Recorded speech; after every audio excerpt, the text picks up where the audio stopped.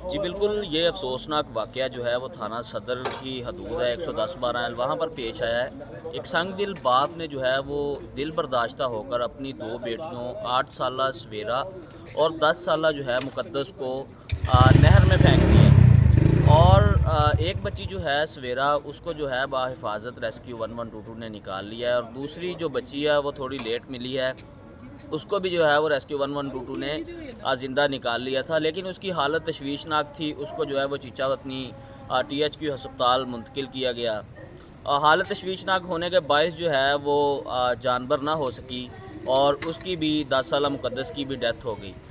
تھانہ صدر پولیس نے جو ہے وہ موقع پر پہنچ کر والد جو ملزم ہے اس کو گرفتار کر لیا ہے۔ وجہ انات یہ بتائی جا رہی ہے کہ یہ چکوال کا رہائشی ہے فہیم عبداللہ، اور یہاں پر جو ہے وہ اپنی سسٹر کے گھر آیا تھا۔ اس کا اپنی بیوی کے ساتھ جو ہے وہ کیس چل رہا تھا، اس نے جو ہے وہ اس سے طلاق لے لی تھی، اور آج جو ہے وہ کیس کچھ دن قبل ڈگری ہوا تھا، جس سے دل برداشتہ ہو کر اس نے یہ اقدام اٹھایا ہے۔ ہم اس وقت THQ میں موجود ہیں، اس کے بعد جو بھی کوئی اپڈیٹ اس کیس میں آئے گی تو ہم اپنے ناظرین سے شیئر کریں گے۔